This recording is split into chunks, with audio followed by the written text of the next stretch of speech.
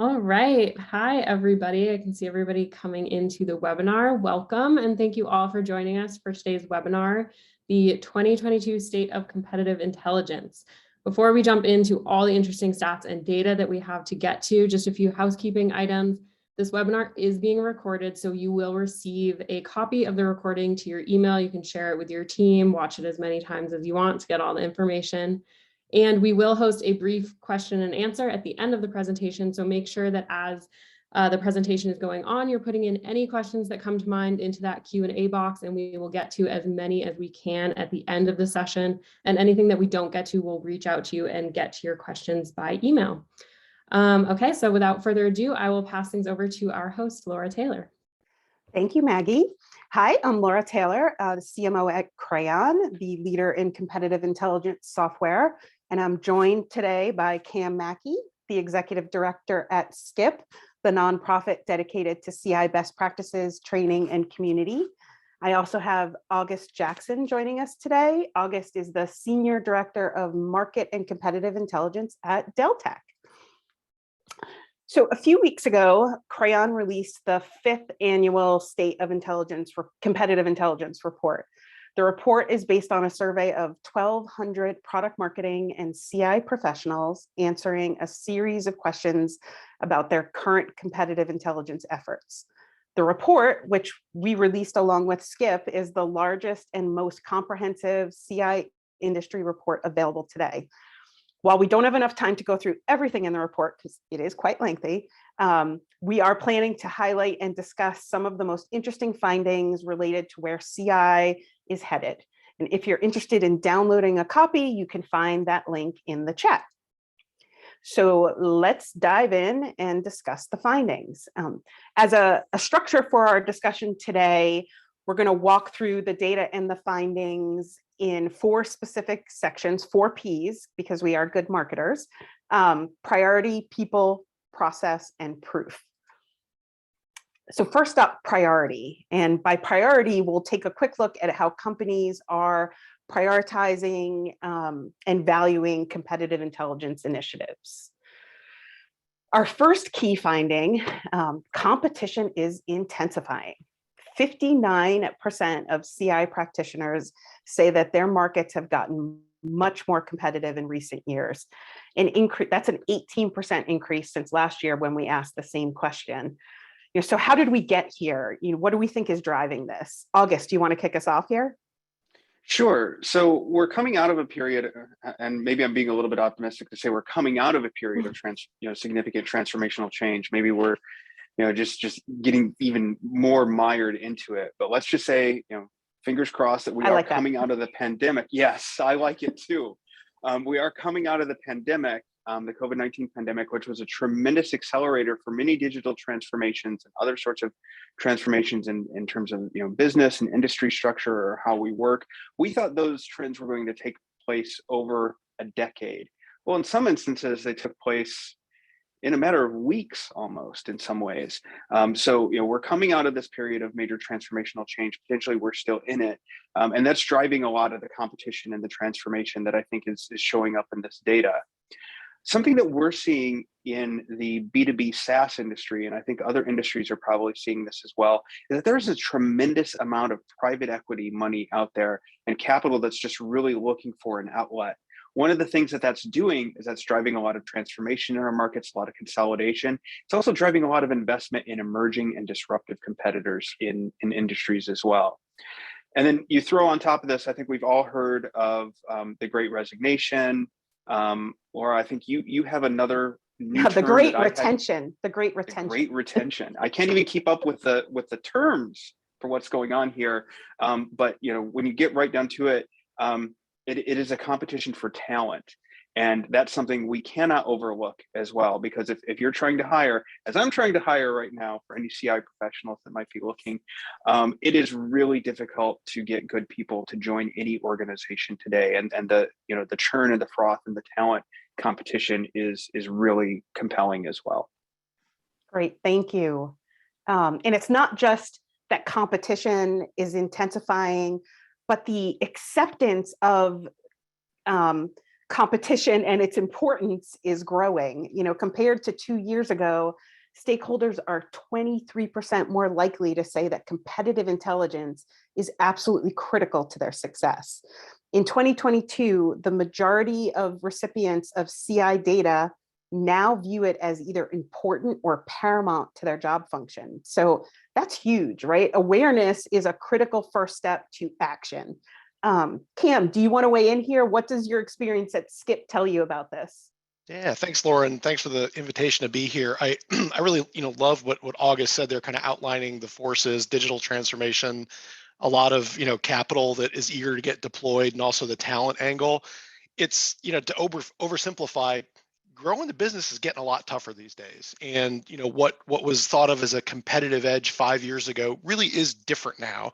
It doesn't necessarily mean this is the new normal forever, but it really is different. And so this is really, I think, CI's time to shine. That's part of the reason that, at SCIP, we're seeing a ton of investment in corporations, hiring full-time CI people, bringing in folks where CI is part of their job, a lot of PE funding and other types of funding in the MCI software space. All these are good things. So the reason why is that companies need to compete in this market, and they don't need to just track their competitors. And so August touched on a couple things. Let me offer a couple perspectives. Disruption, right? We all hear it. But if you think about it, a mattress is probably one of the most boring things that you're going to buy.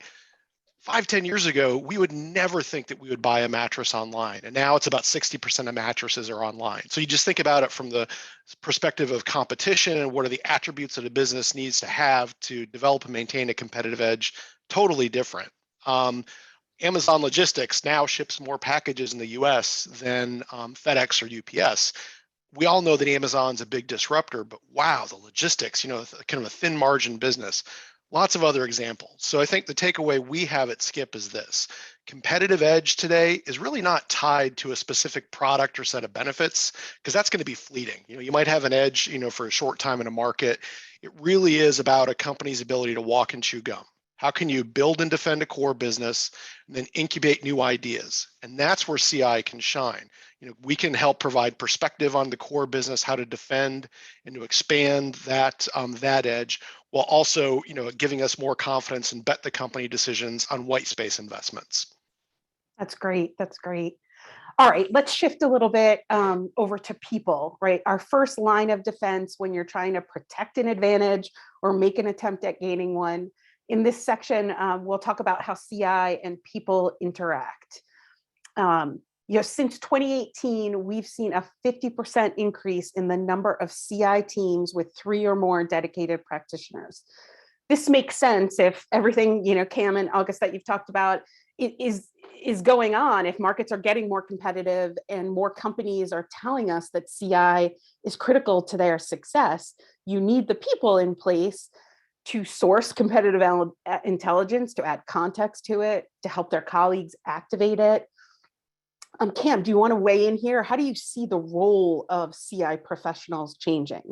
Yeah, it's a great question. I'll give you the bad answer, which is it depends, but then I'll give you some specifics. If you look 20 years ago, the conventional wisdom about CI was that we were researchers, librarians. Obviously, that's an exaggeration, but that was the the reputation.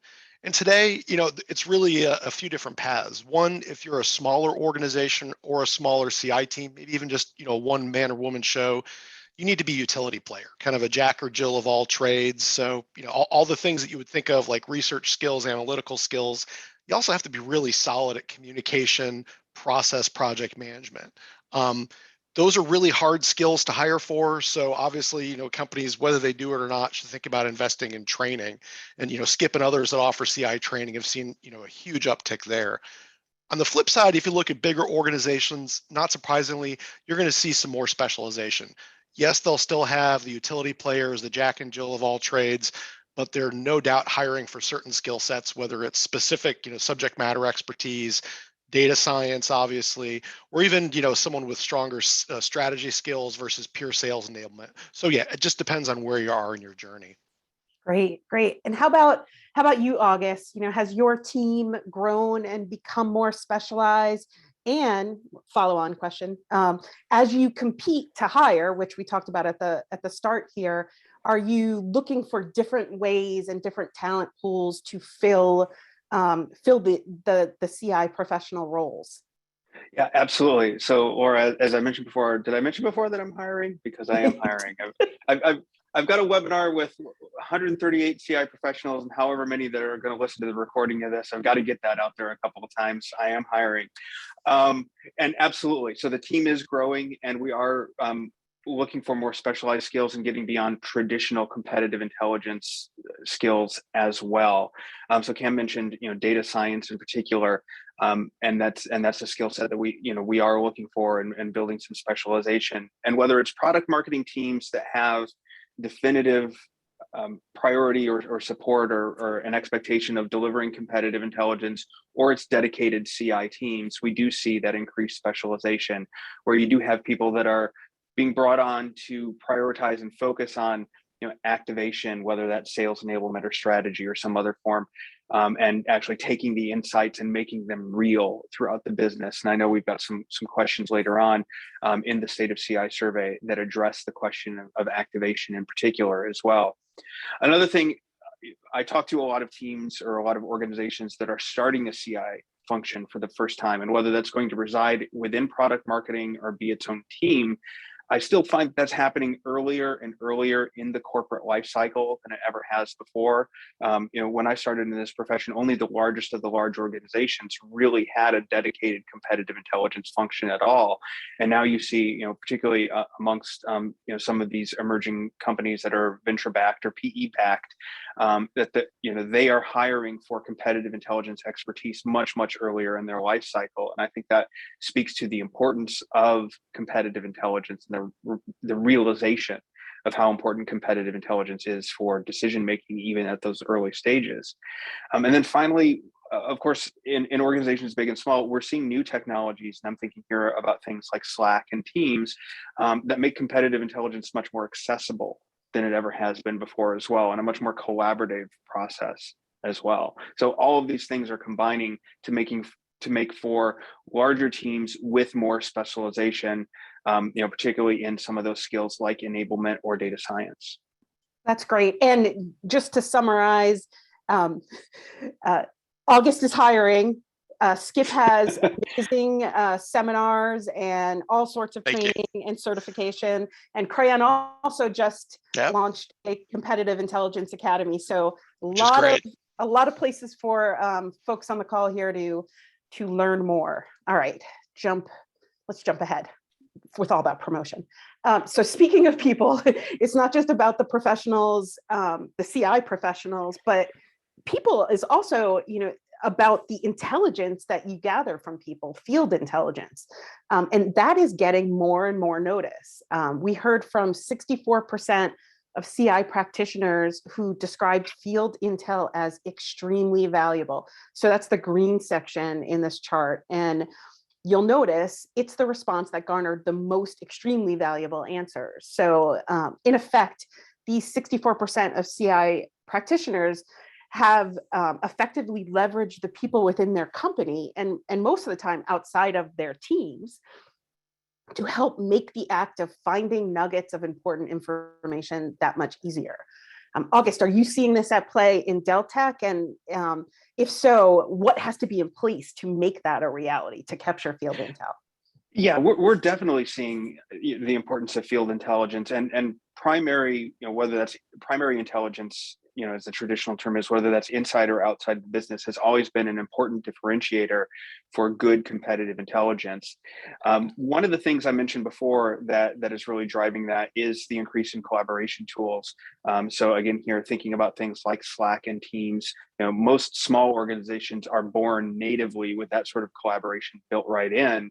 And then larger organizations, more traditional, large corporate organizations are adopting those tools as well.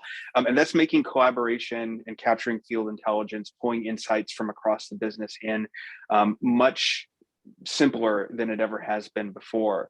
Another thing too is we are a very happy Crayon customer. And the submit field intelligence button has been really powerful for us as that mechanism to say to all of our stakeholders, hey, if you see something interesting, if you hear something interesting, whether that's in, customer support or, in the sales motion or where have you, you come across an interesting competitor brochure, that sort of thing, send it to us that way. And then it enters into our workflow much more easily as well. And then, looking at some of the tools that are becoming available now, I'm thinking here about tools like Gong, the idea of, recording every customer interaction and applying artificial intelligence to transcribe and code all that sort of information. It makes it possible to capture field intelligence at a scale and at a level of intimacy that's just never been possible before. So absolutely, this is something that we see, is that field intelligence is both becoming more important and more accessible than it ever has been before. Right. And Cam, anything you want to throw in here?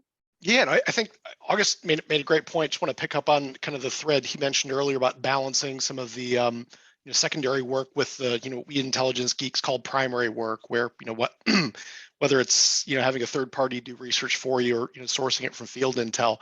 It's our advice is to take a portfolio mentality, right? It's easy to say, hey, guess what? I just visited our competitors' websites, therefore I've done competitive intelligence. But we all know that there's a lot more to it.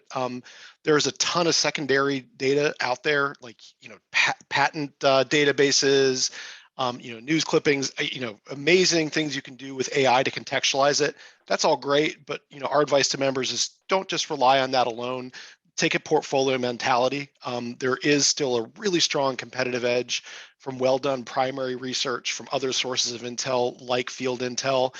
The only wrinkle here is make sure that when you have your business partners internally or externally collecting that intel, that they're collecting it in an ethical manner. And SCIP has a code of ethics, and which is a good true north, but also any of your companies should have ethical guidelines and a code of conduct that'll govern how information is collected and shared. Oh, that's a great point there. Absolutely agree. All right, let's shift out of the people realm into process. So investment in and engagement with good people is wasted if you don't actually give them the right processing tools. And that brings us to the next of the 4 key themes that we see in the results of the 2022 State of CI survey. So compared to 4 years ago, practitioners are spending 14% less time on research and 15% more time on activation. And for some context on this slide, let me define activation from our point of view. Activation is all about empowering your stakeholders with the takeaways and the tactics they need to improve their decision-making and execution. So it's the process of transforming that raw intel into actionable insight. And activation is necessary, critically necessary for CI to be successful.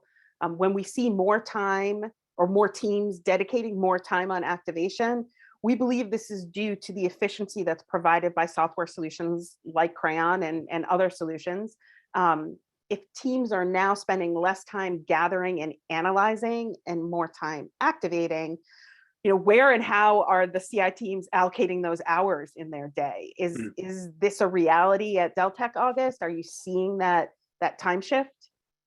Yeah, absolutely. And since we're doing a little bit of intelligence geek speak, if you think about the communication stage of the traditional intelligence cycle, we're spending a lot more time here, and we're getting, I'd say, our hands dirty a lot more in terms of activation and making it possible for stakeholders to make decisions based on the intelligence that we're bringing back into the business, or making it easier for different stakeholders to make the intelligence real, and in terms of how they're doing their jobs. So CI teams across the board, and this is true for my team, and this is true for other CI leaders that I speak to, they're taking on more of an active role, driving the action based on the intelligence and the insight that we deliver. And that, at a high level, can reflect in terms of sales enablement. So for example, working with a sales team or individual reps even to effectively apply the insights from a battle card, or that would traditionally only go into a battle card, but to make that real inside of a competitive pursuit. It's also relevant if you're thinking about a CI team that does more strategic work, and the idea of taking on, let's say, a little bit more of an active role in the change leadership or the transformation leadership that goes into executing some of the strategic insights that come back from traditional competitive intelligence work. Great. The data tells us that companies are adding headcount to build their competitive intelligence program, are also growing their tech stacks. So we heard from survey respondents that teams that are creating open recs to either own or help out with CI initiatives are 144%. So in marketing speak, at least 150% more likely to increase their use of CI tech in 2022. So companies are doing more than simply just throwing bodies at CI, which is great. Cam, are you seeing this play out with the SCIP membership and how Totally. Yeah. Yeah, okay. Totally. And it's hands down, Laura, the number one question we get asked by members, new or tenured, is, what are some good tools for X, Y, and Z? Doesn't matter the industry, doesn't matter if it's mostly sales enablement or other types of CI tools, the kind of the full-on platforms, doesn't matter. It's the biggest question. And there are a lot of great tools out there.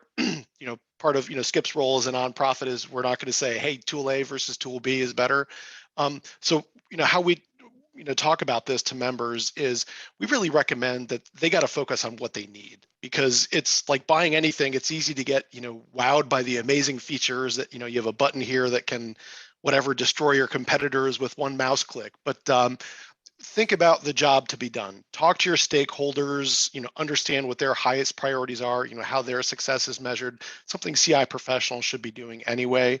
But really make sure that before you start, building that RFP, that you know exactly what you want, and also realistically how much of the features you're going to use. Because if you're at the stage in your maturity where you just need a Toyota Corolla, maybe don't buy a Ferrari. So being realistic in that process. It's not exciting, but the more time and spade work you spend at that front end of the needs analysis, needs assessment internally, you're going to engage your stakeholders, and you're probably going to have a better deployment on the back end. So it's not the most exciting advice, but kind of classic. Think about the project and change management aspects of it first. Once you really nail that down, it's a lot easier to pick and deploy a platform. Great. And August, anything you want to add in here? Yeah, there's a couple great points I'd like to pick up on there. For starters, I love the buying a Toyota Corolla versus a Ferrari, and thinking about applying new technology. I'm just going to abuse the daylights out of that analogy, because what if you don't know how to drive yet? Hey, maybe the Corolla is the better choice, or maybe take a driving class first. Just some advice, maybe. How far we want to take that analogy, because one of the things I've always talked about whenever somebody comes for advice on big technology buys, I kind of ask, well, what are you doing with the free tools that you're using today? What are you doing with RSS? What are you doing with Google News? That sort of thing. And if the answer is, oh, I'm not doing that yet, usually I say, well, spend some time with that, because you're going to learn a lot of really great skills and how to apply insights from free tools. That's going to go a long way when you finally are ready to take that leap and buy the big technology platform. Also, Cam, really quick, anytime somebody can talk about jobs to be done and bring a little bit from Clayton Christensen into a conversation, that's always a lot of fun too. Something that I've seen that I think organizations that are buying technology are doing that's usually very smart is they're balancing the technology with the professional experts as they're going along. So as the organizations that I've been speaking to that are seeking advice on hiring a new CI leader for the first time, or bringing someone into the product marketing organization to do competitive intelligence, they're bringing that expert in, and then they're buying a tool. So they're layering the technology on top of the professional expertise, and that's a really smart approach to the investment. The people, the technology, then maybe more people and more skills and a little bit more technology. And overall, I think people are being very smart about some of the some of the approaches that they're taking here. Nobody I'm really seeing is just trying to throw technology at the problem, or if anybody's doing that, they're not talking to me before they do it. I'm seeing some very smart balancing acts taking place. That's great. Of course, buy the technology when you need it, and definitely. Yes. I have to say that. So going back to activating CI, there are varied CI deliverables depending on the context. And as you can see by the variety of responses, then this was multi-select. Competitive intelligence deliverables like battle cards seem like a no-brainer, right? And 2/3 of CI teams are doing just that. Why do we think battle cards lead here? And are we due for a shakeup in how CI gets activated? You know, where do we go beyond the battle card? What do you guys think? August, you want to weigh in? Yeah, this data really makes sense to me because I think the volume of deliverables, now notice the stress on the word volume. I'm not talking necessarily about the value, but the volume of deliverables are going to go where the volume of the decisions are. So, you know, inside of most organizations, really the highest volume decision is that you're going to see again and again is how are we going to win in this pursuit against competitor X? And that's a question that has to be answered, you know, dozens or hundreds of times a day in most organizations. And that kind of makes sense to me then why battle cards are, you know, the highest volume deliverable here. Now, other decisions that CI informs, and I'm thinking here about things like product roadmaps, mergers and acquisitions, and some of those more strategic decisions. There are fewer of them, but the value of them is so much higher than some of the, you know, individual decisions that get made 100 times or more per day. So you know, it is important, taking it back to Cam's point about having a portfolio. If you're trying to cover, you know, the entire landscape, you do have to be able to cover the landscape in terms of what you're delivering as well. I have a really strong opinion about one deliverable here. And one of the things I'm really excited to see are new technologies that are displacing, quite honestly, something I consider to be a very outmoded deliverable, and that's the newsletter. In a previous role, I was in the purgatory of, among other things, owning a competitive newsletter that went out to all the senior members of the organization. And you know, the process of putting it together and the vetting and all the times that somebody had to look at it and approve it and, you know, come back and tweak it and revise it. You know, this is a newsletter we produced once a month. And by the time we were publishing it and putting it into people's hands, the information in most instances was several weeks old. And the common, you know, complaint and critique was, hey, I already know this, you know, this is old news, because it was literally old news. So, you know, taking it back to collaboration platforms like Slack and Teams and competitive intelligence tools like Crayon make it much more realistic to get almost a more real-time feed of information into stakeholders' hands. And so I'm glad to say we do not do a newsletter. And every time somebody asks us to do one, I'm like, hey, you know, you need to subscribe to the appropriate saved searches, and there's your newsletter, because that's how we deliver it. And everybody looks at that and they say, yes, this is much better than a newsletter ever was. So I'm very excited to go a little bit off script here, guys, and say I would like to declare the death of the competitive intelligence newsletter. Now come at me in the Q&A. Here we are, March 16th. You called it, August. You called it. You called it. Yes. No, and I think, you know, from the technology side, that is absolutely something that is incredibly exciting to us, is to think about less about a deliverable and more about the delivery of information and making that as real time as possible and as useful as possible. So we're there with you. Some organizations are still going to want and need the newsletter, but all right, let's switch gears and take some time and talk about proof, right? How are businesses measuring the impact of CI programs? Since we started this survey back in 2018, we have seen an 88% increase in the number of competitive intelligence teams that have defined KPIs, key performance indicators. So as CI is evolving, it appears that companies are getting better at putting measurement into place. That's impressive and good news. August, at Deltek, do you have defined KPIs for your CI, and have they evolved over time? Yes, absolutely, we do. And you know, we have KPIs, and they do continue to evolve all the time. Quite honestly, we tie our competitive intelligence KPIs directly to the key performance indicators that our downstream stakeholders have. So the other functional teams that we're supporting, they have their key performance indicators. And so if we want to demonstrate that we are valuable to the success of our stakeholders, we tie our KPIs to, what are the things that we can influence in their success and their performance, and how can we demonstrate that clearly. And one of the things that I've observed is that as organizations are bringing in competitive intelligence professionals earlier in their maturity model, I think KPIs become a part of that, because very often competitive intelligence is landing inside some of these businesses where executives or stakeholders, they know they need it, maybe a PE backer or a VC backer has told them, hey, you need somebody dedicated to competitive intelligence in here.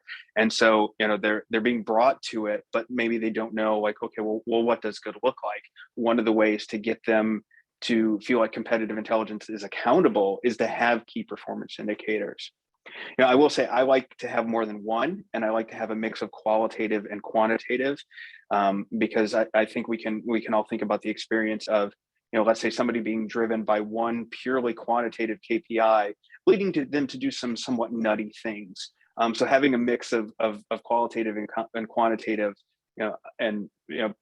KPIs that measure different parts of the competitive intelligence process can keep you from over-indexing on just meeting or exceeding that one KPI. Right. We don't want nutty things happening. Correct. I think we'll start to see more, as technology providers like Crayon contributing to KPI definitions in this space, just by the nature of us needing to help buyers justify investment in software. We're going to start to advance the hardening of the KPIs into more of the industry standards. And, Crayon just released the CI influenced revenue metric into our platform. And I think that's going to be an interesting one to track over time. So we're excited about that. Awesome. Okay, perhaps even more encouraging than the growth in teams that have defined KPIs is the fact that among those teams that have yet to define their KPIs, 75% are in the process of defining them. So they're going through that process. Cam, you may be seeing this trend play out with SCIP members. For Is sure. that happening? For sure. And again, kind of my point earlier about across industries, across different flavors of CI and different maturity levels. So the momentum's dynamite. I think, what August said, I really want to pick up on is, bringing that balanced scorecard or portfolio mentality to it. I like to think about it, there's the output metrics. So kind of, what did CI do? So number of deliverables, those on their own are fine, but hopefully not all you're going to look at. And then you also want to think about what are some of the outcome metrics. So, all right, what difference did it actually make? Now, it's a little bit easier to measure outcomes like, how many people opened my battle card or used it. Obviously a little bit harder to say, did I influence your decision, Miss CEO, 20%, 50%? So, with any of this, don't agonize that everything has to be down to a specific number. Like August said, some qualitative, some quantitative. We also recommend doing some type of stakeholder feedback. And so SCIP members were publishing on Monday a survey instrument so that members can get like an annual touchpoint survey of business partners. Obviously, lots of ways to do that, but just make sure that you're getting feedback internally in a regular way, just like any business or any other function, right? Because you want to support your business partners as well as you can. Great. All right. So previously we talked about the growth of activation when it comes to competitive intelligence, and in the data, we found that teams that activate CI more frequently, in this case, on a daily basis, are twice as likely to report revenue impact. So much of a CI program's success is tied to consistency, and this finding definitely backs that up. August, do you measure revenue impact, and do you want to speak to that? Sure. So absolutely, we do measure revenue impact. We've actually got a couple of KPIs that speak to our revenue impact, whether it's number of opportunities that we're touching, or the total contract value of the opportunities that we're touching, and the win rates associated with those, improved win rates overall. We have different ways that we also measure the awareness of the competition amongst our sales force, because we know definitively that we win a lot more when we are aware of the competition. So that's definitely something we've indexed on quite a bit. Another thing that we've seen is the reduced sales cycle, the increased speed to sale. What's better than a win that took 30 days, a win that took 20 days, so we know that we have that impact. So that, that you can argue whether or not that's an impact on cost of goods sold, or, SG&A, or that's a revenue impact, because that means more deals over the, from the same rep over the course of the year. I'll take it all. So we are definitely measuring that. Laura, I like your mention too of the relationship between the frequency of activation and revenue impact, because that's something we definitely see as well. Sometimes CI professionals can over-index, I think, on novelty, and think, well, I don't have anything new to tell my salespeople, or something like that. And the reality is, you almost cannot tell them the same thing too many times in too many different ways, because they every person has to hear things 3 or 4 different ways, or 3 or 4 different times, and often in different ways, in order to really begin to internalize that information. And that's definitely something we've seen, particularly on sales enablement, but it's also played out in some of the strategic activities as well, that if it's taken us a while to bring people around to a particular point of view, repetition has really been a good thing in that regard, as Martha Stewart might say. Cam, anything you want to add here? Yeah, I think, as much as, CI professionals have a lot of different backgrounds, the analogy I like to mention is, think like an account-based marketer. And, you're not trying to sell your stakeholders widgets, right? Your widget basically is CI perspective and insight, so that they can, ring the cash register more, they can, be aware of a competitive threat or opportunity, whatever it is. And so, as much as it'd be nice to be able to just throw that newsletter over the transom and assume that everyone reads it, we know it's not enough. So like August said, there's some repetition, there's some, put down the computer. If you're in the office, walk down the hall, talk to people. If not, Slack them or Teams chat. So, make sure that all this great work that CI folks do is focused on the activation. And that means that the people that need this information are actually using it. Oh, that's great. That's great. So, wow. We've come to the end of our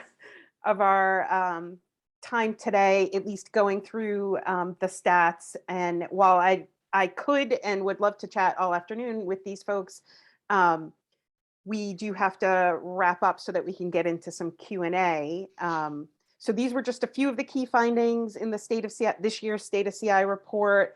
The link should be in the chat. Cam, I wanted to give you the opportunity to mention a telecon. Exactly. Well, thank you. So first, make sure to join August's team. If he hasn't dropped the position description in chat, I'm sure he will. Did I mention that I'm hiring? I think he's hiring. Yeah. So there we go. But so you might have heard that, SCIP in Telecon, our conference is happening end of April, the 25th through 27th in Minneapolis. And people say, why Minneapolis? And I feel like the only people that say that haven't been there. Great town, tons of companies. We have awesome case studies. So I'll name drop companies like Target, HubSpot, Prudential, Hershey. There will be chocolate. We have interactive learning labs. August is actually going to teach one on STEEP analysis, which is going to be out of this world. There'll be puppies. There'll be puppies. Thanks to our friends at Crayon, we're going to have a puppy corner with actual real puppies, all 6 months and below. And SCIP, again, thanks to Crayon, will make a donation to Secondhand Hounds. So you can learn awesome CI things, hang out with puppies, eat Hershey chocolate. It's going to be dynamite. Oh my God. April 25th, 27th. All right. Thank you. So Maggie, with that, why don't we jump into some Q&A? Yeah, absolutely. Thank you guys. I have obviously been a part of a lot of discussions before this webinar about all this information, and I still learn something new every time. So thank you guys. We have lots of great questions coming in. Feel free to still throw them into the chat. If we don't get to them, we'll email you guys afterwards. So yeah, we can dive right in.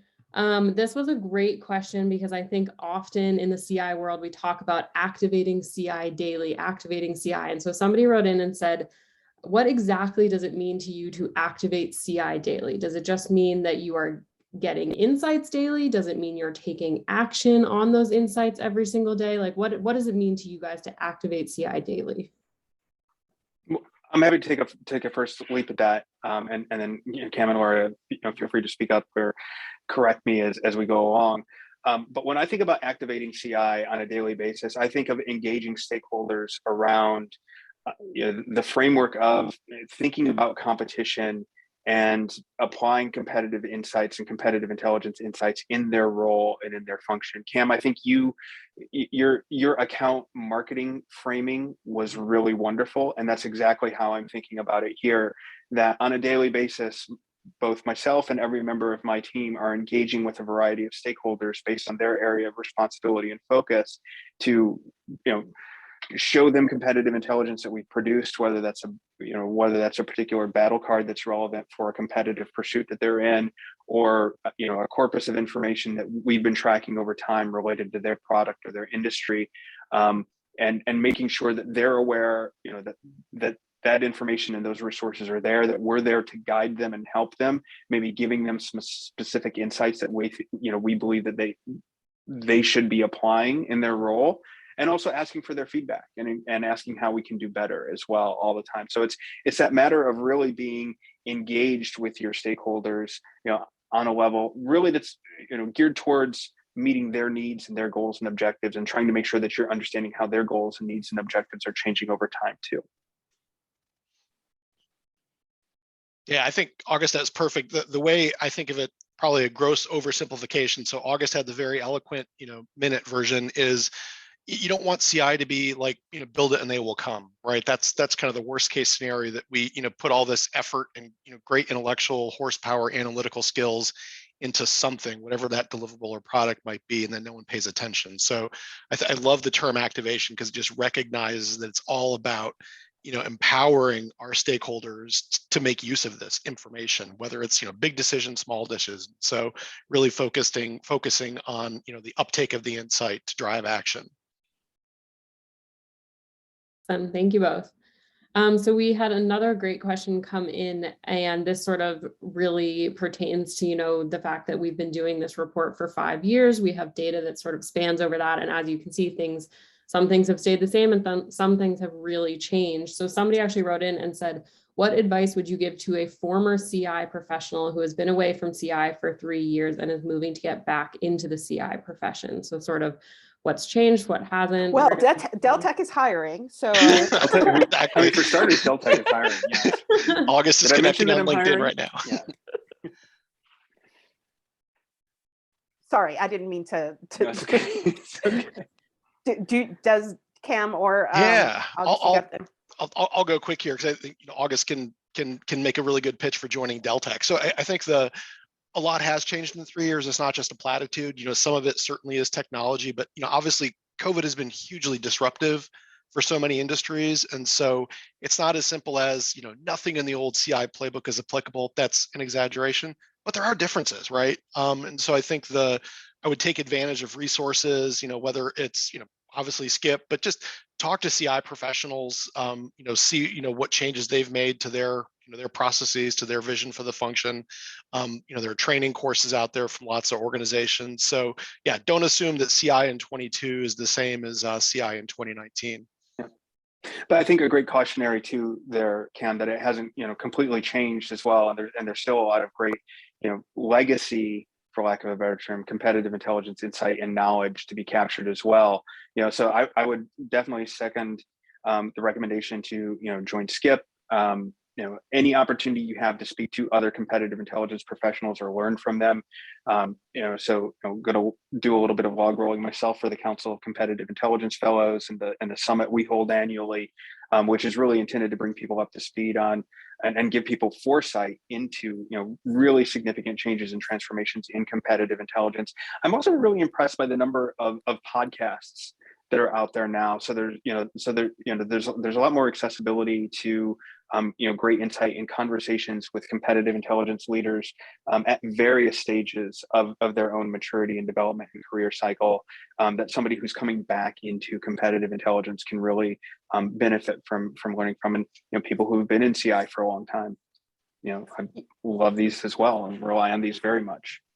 Yeah, I would add in there, Crayon just released a podcast 2 weeks ago, and maybe Maggie, you can drop that in the chat if that's possible. And our Activator Academy, which is a great on-demand learning, self-directed learning experience to help you just refresh on the tactics, terminology, the tools that are available.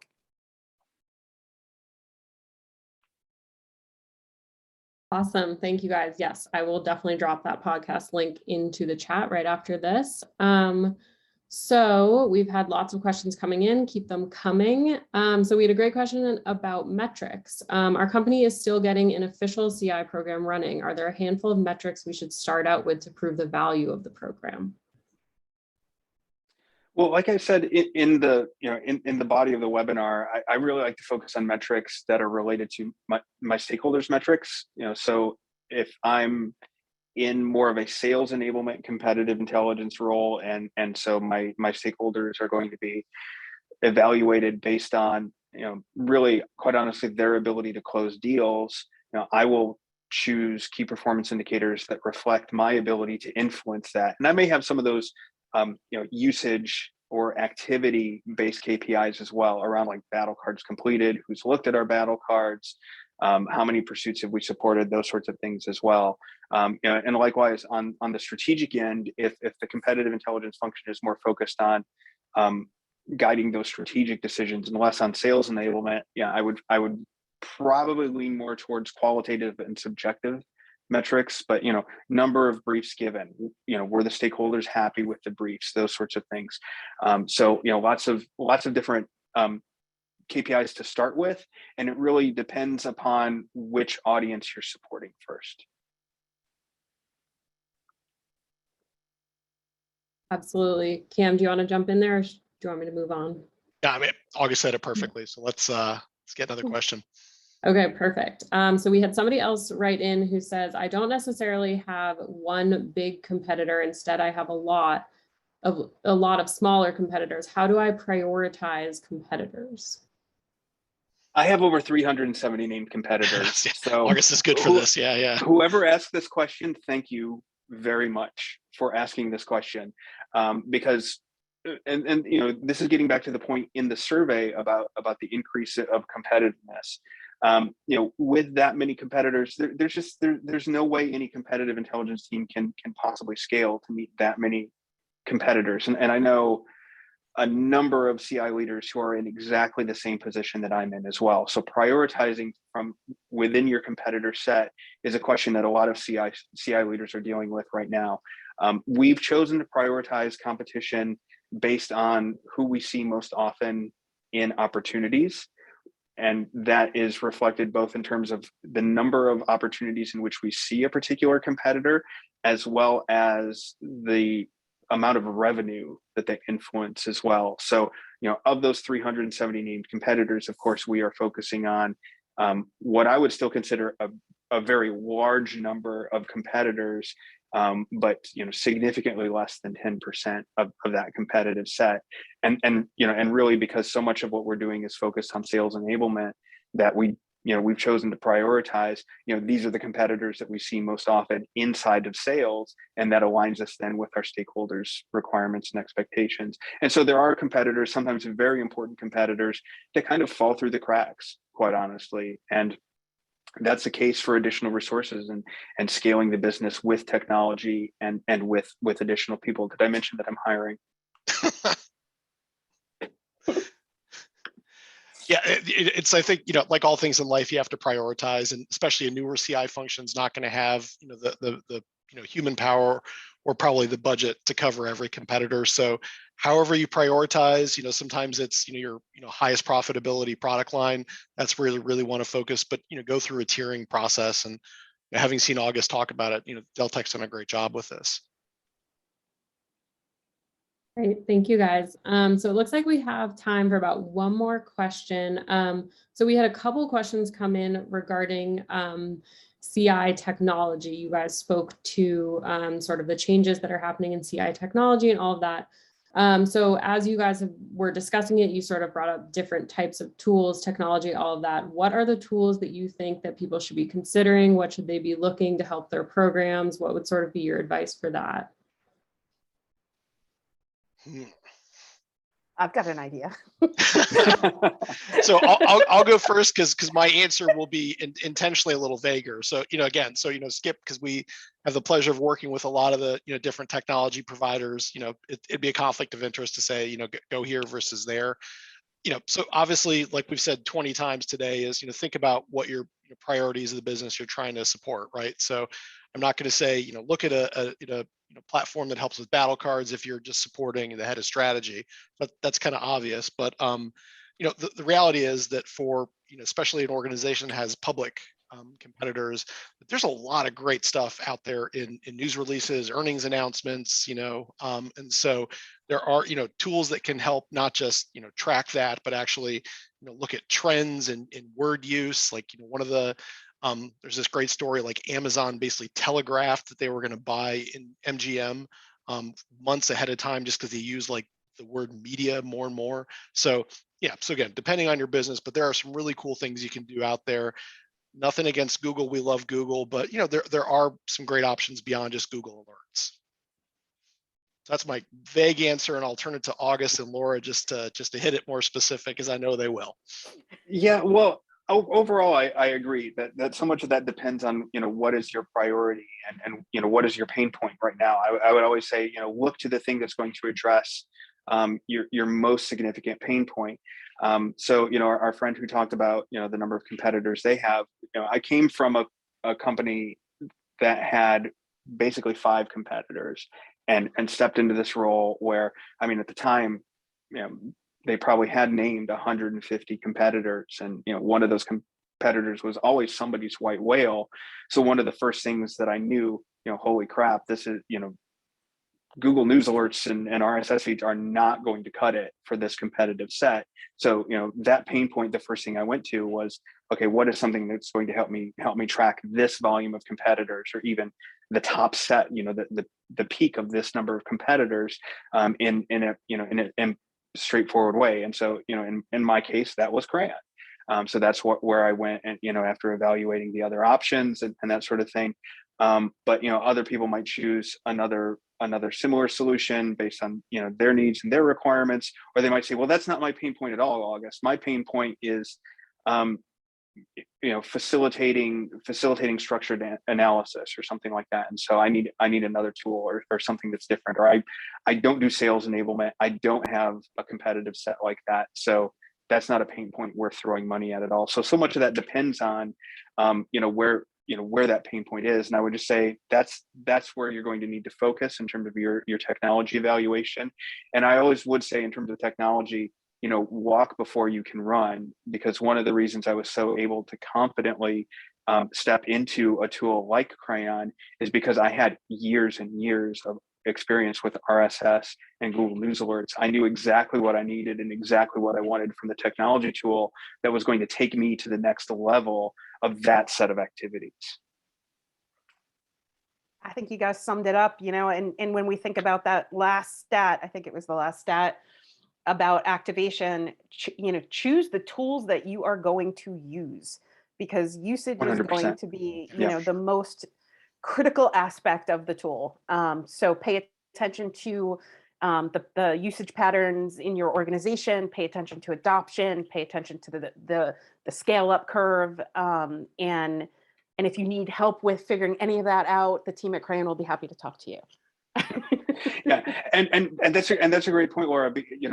Choose the tool that people will use, and and speaking about if your stakeholders are going to use that, get them involved in the selection too. You know, get other people's fingerprints on that murder weapon, because if you go out on the limb and you spend the firm's money on something that then does not get adopted or you know, does not get activated, that's you on the line. And I got lots of fingerprints on that murder weapon before I pulled the trigger. Man, so violent, so Too violent. much true crime podcast, August. Yeah, all of a sudden. Yeah. Well, great. Went dark. Yeah, It's been a pleasure, August and Cam, to do this with you guys again. Hopefully you'll join me again next year. Maggie, I don't know if there's any other wrap up. Yeah, no, I was just going to say thank you guys for such a great discussion, for really thoughtful answers. Just as a final plug, I've dropped some great resources into the chat from Crayon. SCIP has some amazing resources on their website. August is hiring, so definitely get in touch with him. But yeah, I just wanted to say a huge thank you and a reminder that this recording will be sent out, so that if you guys want to share it with your team or email it around, within 24 hours of this, I will send out a recording to everybody. So yeah, thank you guys so much. We really appreciate this. Thank you for having us. Thanks, everyone. Thanks so much, Bye. everyone. Bye.